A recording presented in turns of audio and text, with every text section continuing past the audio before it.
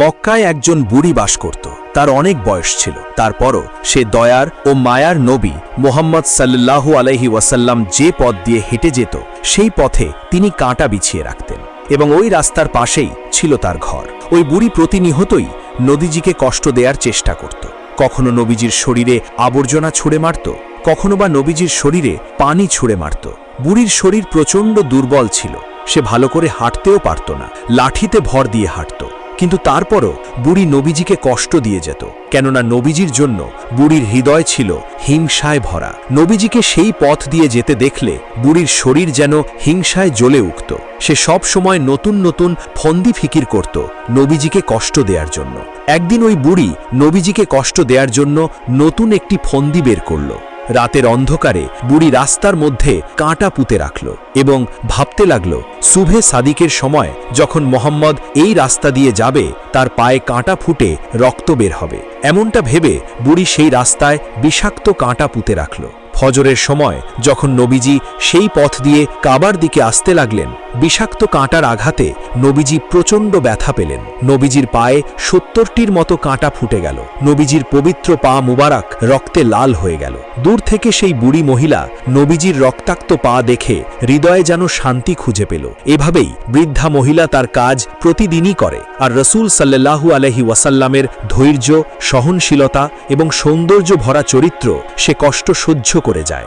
নবীজি কখনো একটি শব্দ উচ্চারণ করেননি, কখনো দুঃখও দেখাননি, কখনো প্রতিবাদও করেননি। মক্কার অনেকেই এই দৃশ্য দেখত। তারা অবাক হয়ে ভাবত, মুহাম্মদ কতটা ধৈর্যশীল, কতটা ক্ষমাশীল। প্রতিদিন ওই বুড়ি তার পথে কাঁটা বিছিয়ে রাখে, সে কাঁটাগুলো সরিয়ে রাস্তা অতিক্রম করে চলে যায়, তারপরও বুড়িকে কিছুই বলে না। একদিনের সকালটা ছিল ভিন্ন রকম। নবীজি যখন বাড়ি থেকে কাবার দিকে যেতে শুরু করলেন, তিনি খেয়াল করলেন আজকে রাস্তায় কোনো কাঁটা নেই। নবীজি সেখানে দাঁড়িয়ে গেলেন আর ভাবতে লাগলেন, বুড়িমার কি হয়েছে? বুড়িমা তো প্রতিদিনই আমার জন্য রাস্তায় কাঁটা পুঁতে রাখে, কিন্তু আজকের রাস্তায় কাঁটা নেই কেন? নিশ্চয়ই বুড়িমা অসুস্থ হয়েছে। অতঃপর রাসূল সাল্লাল্লাহু আলাইহি ওয়াসাল্লাম আশপাশের কয়েকজন লোককে জিজ্ঞেস করলেন, আপনারা কি বলতে পারবেন ওই বুড়ির ঘর কোথায়, যে বুড়ি আমার জন্য প্রতিদিন রাস্তায় কাঁটা বিছিয়ে রাখত? সেই লোক সকল নবীজিকে বুড়ির ঘরটি দেখিয়ে দিল। রাসূলুল্লাহ ঘরের দরজার সামনে গিয়ে ডাক দিলেন, হে বুড়িমা, তুমি কি ঘরে আছো? ঘরের ভিতর থেকে প্রচণ্ড জীর্ণ শীর্ণ এবং অসুস্থ গলায় উত্তর আসলো, হ্যাঁ, আমি ঘরেই আছি। কে তুমি? ঘরের ভিতরে আসো। রাসূল সাল্লাল্লাহু আলাইহি ওয়াসাল্লাম ঘরের ভিতর প্রবেশ করলেন এবং তিনি তাকিয়ে দেখলেন বুড়ি জ্বরে প্রচণ্ড অসুস্থ হয়ে বিছানায় শুয়ে আছে। নবীজিকে সেখানে দেখে বুড়ি প্রচণ্ড অবাক হয়ে গেল। নবীজি বুড়ির কাছে গিয়ে দাঁড়ালেন এবং বুড়িকে বললেন, হে বুড়িমা, তুমি যদি আমাকে অনুমতি দাও তাহলে আমি তোমার খেদমত করতে পারি। নবীজির মুখে এমন কথা শোনার পর বুড়ির মুখ দিয়ে কোনো কথা বের হচ্ছিল না। মনে হয় যেন বুড়ি বাকশক্তি হারিয়ে ফেলেছেন। বুড়ির চোখ দিয়ে অঝোর ধারায় অশ্রু পড়তে শুরু করল। অতঃপর নবীজি সাল্লাল্লাহু আলাইহি ওয়াসাল্লাম নিজের হাতে বুড়ির খেদমত শুরু করলেন। কয়েকদিন পর বুড়ি যখন সুস্থ হয়ে উঠল, বুড়ি রাসূল সাল্লাল্লাহু আলাইহি ওয়াসাল্লামকে বলল, আমি তোমাকে কত কষ্টই না দিয়েছি, এত কষ্টের পরেও তুমি আমার ঘরে এসে আমার সেবা করেছ। তোমার মতো মহান ব্যক্তি এই মক্কার জমিনে আর দ্বিতীয়টি খুঁজে পাওয়া যাবে না। আমি আর দেরি করতে চাই না, আমি তোমার ধর্মের অনুসারী হতে চাই। এভাবেই নবীজি তার উত্তম চরিত্র দিয়ে মানুষের হৃদয় জয় করেছেন। একজন অসহায় এবং দরিদ্র ব্যক্তি, তার বাড়ি ছিল মক্কার বাহিরে। সে প্রায়ই মক্কায় ভিক্ষা করতে আসত। একদিন ওই ভিক্ষুক আবু জেহেলের বাড়িতে গেল এবং আবু জেহেলকে বলল, আমি অনেক দরিদ্র এবং অসহায়, আমাকে কিছু ভিক্ষা দিয়ে সহযোগিতা করুন। আবু জেহেল ওই ভিক্ষুককে বলল, আমি তোমাকে ভিক্ষা দেওয়ার চাইতে বরং এমন একজন ব্যক্তির সন্ধান দেব যে তোমাকে অনেক পরিমাণ ভিক্ষা দিবে। ওই ব্যক্তি তোমাকে এত পরিমাণ ভিক্ষা দিবে যে আজকের পর তোমাকে আর কখনো ভিক্ষা করতে হবে না। আজকের পর থেকে তুমি ধনী হয়ে যাবে। ফকির বলল, তাহলে অবশ্যই আপনি আমাকে সেই ব্যক্তির ঠিকানা দিন, আমি তার কাছে গিয়ে সাহায্য চাইব। অন্তর আবু জেহেলের নিকট থেকে ফকির চলে যাবার পর আবু জেহেলের কয়েকজন সহচর বললেন, আপনি এ কি করলেন? আপনি তো ভালো করেই জানেন আলী প্রচণ্ড দরিদ্র এবং অসহায় একজন ব্যক্তি। সে আপনার ভাতিজা মোহাম্মদের গৃহে থাকে এবং তার বাড়িতেই খাবার খায়। আব্দুল্লাহর এতিম পুত্র মোহাম্মদ যদি দয়া করে খাবার দেয় তবেই সে খাবার পায়, অন্যথায় সে অনাহারে থাকে। আবু জেহেল তখন বলল, আমি মোহাম্মদ এবং তার উম্মতকে ছোট করার জন্য এই ভিক্ষুককে আলীর বাড়িতে পাঠালাম। আমি তো ভালো করেই জানি আলীর কোনো অর্থ নেই, টাকা পয়সা নেই। আলী এই ভিক্ষুককে সাহায্য করতে পারবে না। আলী যখন এই ভিক্ষুককে সাহায্য করতে পারবে না, তখন আমরা ওই ভিক্ষুককে সাথে নিয়ে মক্কার মানুষদেরকে বলে বেড়াবো, দেখো মুহাম্মদের উম্মত আলী, যে কিনা মুহাম্মদের ধর্ম গ্রহণ করেছে, একজন ভিক্ষুককে ভিক্ষা দেওয়ার মতো টাকা তার কাছে নেই। এভাবে আমরা মক্কার জমিনে প্রচার করব আর মুহাম্মদের শান মানকে খাটো করব। মক্কা নগরীতে সকলের সামনে আলী এবং তার নবী মুহাম্মদের মান সম্মান ক্ষুণ্ণ হবে। এজন্যই আমি ইচ্ছা করে ওই ভিক্ষুককে আলীর বাড়িতে পাঠিয়েছি। ভিক্ষুক হজরত আলী রাদিয়াল্লাহু তাআলা আনহুর বাড়িতে পৌঁছে হজরত আলী রাদিয়াল্লাহু তাআলা আনহুকে বললেন, আমি প্রচণ্ড অসহায় এবং দরিদ্র।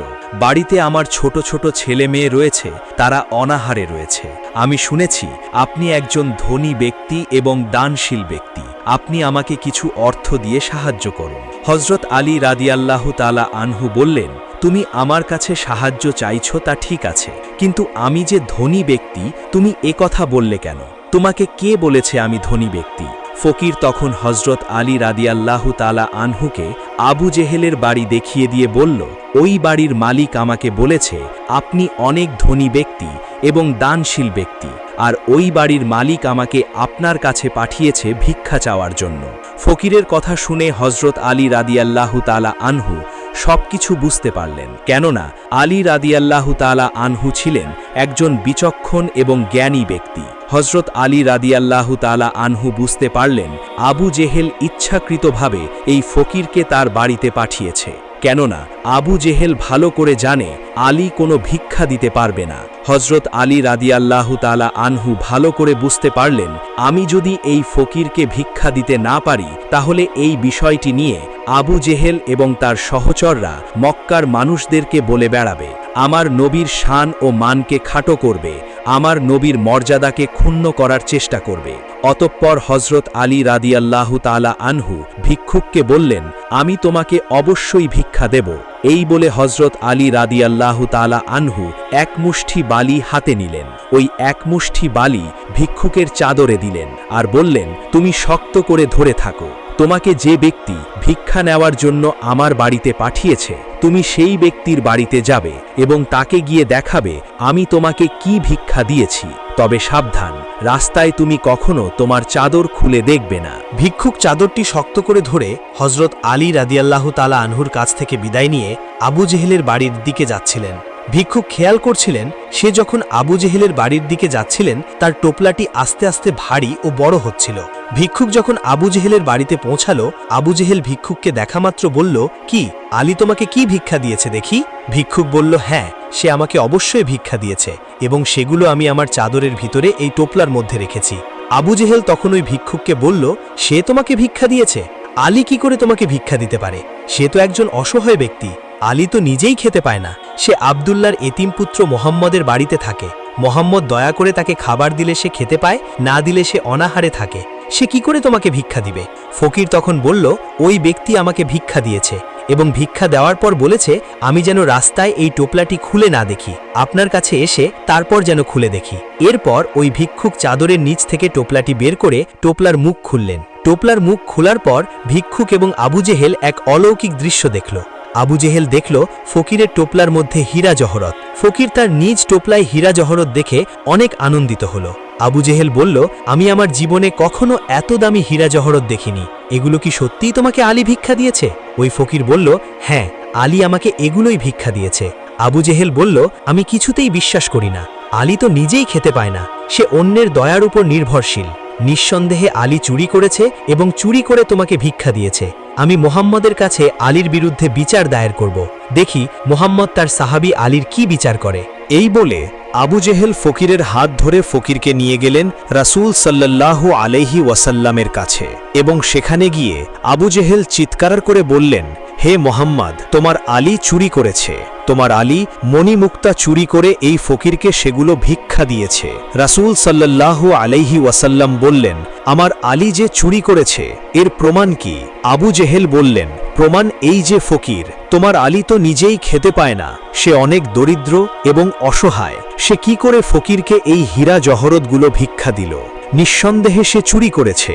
আবু জেহেলের এমন কথা শোনার পর রাসূল সাল্লাল্লাহু আলাইহি ওয়াসাল্লাম আলীকে খবর দিয়ে পাঠালেন।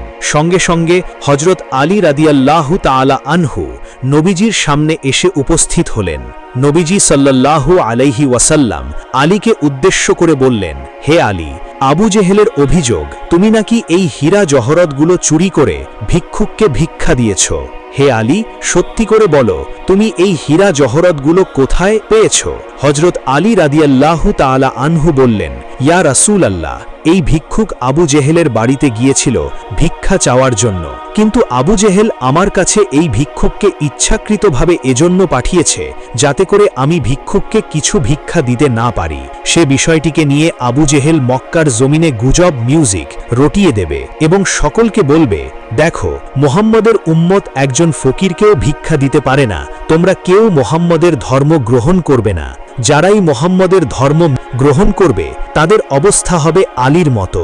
আলী যেমন অসহায় ও দরিদ্র, একজন ফকিরকেও ভিক্ষা দিতে পারে না, তোমরা যারা মুহাম্মদের ধর্ম গ্রহণ করবে তারাও আলীর মতো এরকম হবে। আবু জেহেলের এই কুচক্রের কথা আমি বুঝতে পেরেছিলাম। এরপর আমি জমিন থেকে এক মুষ্টি বালু উঠালাম এবং আপনার নামে 10 বার দুরূদ পড়লাম। তারপর আল্লাহর কাছে দোয়া করলাম, হে রাব্বুল আলামিন, আপনি আমার নবীর শান, মান এবং মর্যাদাকে বাড়িয়ে দিন। আবু জেহেল যদি খারাপ উদ্দেশ্যে এই ভিক্ষুককে আমার বাড়িতে পাঠিয়ে থাকে, তাহলে আপনি এই বালির মাধ্যমে আবু জেহেলের উচিত জবাব দিয়ে দিন। এমন দোয়া করার পর আমি ওই এক মুষ্টি বালি ফকিরের টোপলার মধ্যে দিয়ে দিলাম। এখন আপনি আমাকে জানালেন ফকিরের টোপলায় ছিল হীরা জওহরাত, তাই আমি জানতে পারলাম। সঙ্গে সঙ্গে ওই ভিক্ষুক বলে উঠল, ইয়া রাসূলুল্লাহ, আমি আর এক মুহূর্ত দেরি করতে চাই না। যে অলৌকিক দৃশ্য আমার সামনে ঘটেছে আমি তাকে কখনো অস্বীকার করতে পারবো না। আলী এক মুষ্টি বালি হাতে নিয়ে আমার টোপলার মধ্যে দিয়েছিল, সেই বালি যদি আপনার দুরুদের বরকতে আপনার শান এবং মান রক্ষার জন্য ওই বালি যদি হীরা জওহরতে পরিণত হতে পারে, তাহলে নিঃসন্দেহে আপনার দ্বীন ইসলাম গ্রহণ করলে আমার জীবনও পরিবর্তন হয়ে যাবে। আমি আর এক মুহূর্ত দেরি করব না, আমাকে এক্ষুনি কালেমা পড়ে মুসলমান বানিয়ে দিন। ফকিরের এমন কথা শুনে আবু জেহেল চিৎকার করে বলল, এ ভিক্ষুক, তোর এত বড় সাহস! তোকে তো আমি এখানে নিয়ে এসেছি, তুই আমার অনুমতি ছাড়াই মুহাম্মদের দলে যোগ দিতে চাচ্ছিস? তুই একটু অপেক্ষা কর, আমি এক্ষুনি প্রমাণ করে দেব মুহাম্মদ মিথ্যাবাদী। এই বলে আবু জেহেল একটু পিছনে গেল, তারপর কয়েকটি ছোট ছোট পাথর হাতের মুঠোয় নিল। এরপর নবীজির সামনে এসে বলল, হে মোহাম্মদ, তুমি যদি বলতে পারো আমার হাতে কি আছে, তাহলে আমিও কালেমা পড়ে মুসলমান হব। রাসূল সাল্লাল্লাহু আলাইহি ওয়াসাল্লাম বললেন, চাচা যান, আপনার হাতের ভিতরে যে বস্তুটি রয়েছে ওই বস্তু যদি নিজেই সাক্ষ্য দেয় আমি আল্লাহ রাব্বুল আলামিনের পয়গাম্বার ও রাসূল, তাহলে কি চলবে? আবু জেহেল খুশি হয়ে বলল, চলবে, অবশ্যই চলবে। আমার হাতের ভিতরে যে বস্তু আছে সে বস্তু যদি বলে তুমি আল্লাহর রাসূল, তাহলে অবশ্যই আমি কালেমা পড়ে নেব। এরপর রাসূল সাল্লাল্লাহু আলাইহি ওয়াসাল্লাম বললেন, হে আবু জেহেলের হাতে রাখা বস্তু, তুমি যে বস্তুই হও না কেন, তুমি আবু জেহেলকে আমার পরিচয় দিয়ে দাও। সঙ্গে সঙ্গে অলৌকিকভাবে আবু জেহেলের হাতের ভিতর থেকে আওয়াজ আসলো, আশহাদু আল্লা ইলাহা ইল্লাল্লাহু ওয়া আশহাদু আন্না মুহাম্মাদান আবদুহু ওয়া রাসূলুহু। অলৌকিক মোজেজা দেখার পর আবু জেহেল চিৎকার করে বলল, জাদুকর, তুমি একজন জাদুকর, অবশ্যই তুমি অনেক বড় জাদুকর, তা না হলে কি করে একটি পাথর তোমার পক্ষে কথা বলতে পারে? তুমি যে একজন জাদুকর এতে কোনো সন্দেহ নেই, আমি কিছুতেই তোমার ধর্ম গ্রহণ করব না। এরপর আবু জেহেল সেখান থেকে চলে গেল, কিন্তু ওই ভিক্ষুক আর এক মুহূর্ত দেরি করলেন না। ভিক্ষুক তার টোপলা থেকে সমস্ত মণিমুক্তা, হীরা জহরত মাটিতে ছুঁড়ে ফেলে দিলেন আর বললেন, আমার সামনে যে দুটি অলৌকিক ঘটনা ঘটেছে, এই অলৌকিক ঘটনা দেখার পর আমার আর বুঝতে বাকি নেই আপনি আখেরি জামানার শেষ নবী, শেষ পয়গম্বর। আমাকে এক্ষুনি কালেমা পড়ে মুসলমান বানিয়ে দিন। একদা হযরত মুহাম্মদ সাল্লাল্লাহু আলাইহি ওয়াসাল্লাম তার একজন সাহাবীর অর্থ সংকটের কারণে একজন ইহুদির কাছ থেকে ঋণ গ্রহণ করতে চাইলেন। সেই ইহুদি ঋণ প্রদান করতে সম্মত হল, তবে একটি নির্দিষ্ট দিনের মধ্যে ঋণ পরিশোধ করতে হবে এই শর্ত জুড়ে দিল। হযরত মুহাম্মদ সাল্লাল্লাহু আলাইহি ওয়াসাল্লাম সেই শর্ত মেনে ঋণ গ্রহণ করলেন এবং সেই ঋণটি সাহাবীর কাছে পৌঁছে দিলেন। এভাবেই দিন চলছিল। হযরত মুহাম্মদ সাল্লাল্লাহু আলাইহি ওয়াসাল্লাম একদিন জানাজার নামাজ পড়িয়ে বাড়ি ফিরছিলেন। সাথে ছিলেন প্রিয় সাহাবায়ে কেরাম হজরত আবু বক্কর রাজিয়াল্লাহু তালা আনহু, হজরত ওমর রাজিয়াল্লাহু তালা আনহু সহ আরও কয়েকজন। পথিমধ্যে সেই ইহুদি হঠাৎ করে হজরত মুহাম্মদ সাল্লাল্লাহু আলাইহি ওয়াসাল্লামের সামনে এসে উপস্থিত। রাগত স্বরে এবং অভদ্র ভাষায় মুহাম্মদ সাল্লাল্লাহু আলাইহি ওয়াসাল্লামের ওনায় হাত দিয়ে বলছে, হে মুহাম্মদ, তুমি আমার ঋণের টাকা পরিশোধ করছো না কেন? আমি তোমার পরিবার সম্পর্কে জানি, একবার টাকা নিলে আর মনে থাকে না। লোকটিকে ঋণ পরিশোধ করার নির্দিষ্ট দিন এখনো পার হয়নি, অথচ সে এসে ঋণের টাকা চাইল। তবুও তিনি কিছু বললেন না। আমরা সকলেই জানি মুহাম্মদ সাল্লাল্লাহু আলাইহি ওয়াসাল্লাম ছিলেন মদিনা রাষ্ট্রের প্রধান। তিনি চাইলেই ওই ইহুদিকে যে কোনো কঠিন শাস্তি দিতে পারতেন, কিন্তু তিনি কিছুই করলেন না। ধীর স্থিরভাবে নিজেকে নীরব রাখলেন। এদিকে সকলেই অবাক হয়ে গেল। মদিনা রাষ্ট্রের প্রধানের সাথে আমাদের সকলের প্রিয় নবী হযরত মুহাম্মদ সাল্লাল্লাহু আলাইহি ওয়াসাল্লামের সাথে এরকম দুর্ব্যবহার কোনোভাবে মেনে নেওয়া যায় না। আমরা এও জানি হযরত ওমর রাদিয়াল্লাহু তাআলা আনহু ছিলেন একজন সাহসী যোদ্ধা। তিনি রীতিমতো রেগে গেলেন এবং নবী করিম সাল্লাল্লাহু আলাইহি ওয়াসাল্লামের কাছে এসে বললেন, হে রাসূল সাল্লাল্লাহু আলাইহি ওয়াসাল্লাম, আমাকে অনুমতি দিন, এই ইহুদির গর্দান আমি দেহ থেকে আলাদা করে দিব। কিন্তু নবী করিম সাল্লাল্লাহু আলাইহি ওয়াসাল্লাম বললেন, হে ওমর, শান্ত হও, আমি তোমার কাছে উত্তম ব্যবহার আশা করি। তুমি কি চাও কেউ খারাপ আচরণ করলে তার সাথে ভালো আচরণ করবে না? এবারে ওমর রাদিয়াল্লাহু তাআলা আনহু নীরব হয়ে গেলেন। তখন হযরত মুহাম্মদ সাল্লাল্লাহু আলাইহি ওয়াসাল্লাম বললেন, হে ওমর, যাও, তুমি এই ব্যক্তিটিকে সাথে নিয়ে ঋণ পরিশোধ করে দাও এবং 32 কেজি খেজুর দিয়ে দাও। এই কথা বলে হযরত মুহাম্মদ সাল্লাল্লাহু আলাইহি ওয়াসাল্লাম অন্যান্য সাহাবীগণকে সাথে নিয়ে চলে গেলেন। এদিকে ওমর রাদিয়াল্লাহু তাআলা আনহু এই ইহুদিকে নিয়ে তার বাড়ির দিকে চলে গেলেন। বাড়িতে যাওয়ার পর ওমর রাদিয়াল্লাহু তাআলা আনহু খুব সুন্দর ব্যবহার করে তার ঋণ পরিশোধ করলেন এবং 32 কেজি খেজুর দিলেন। তখন সেই ইহুদি অবাক হয়ে গেল।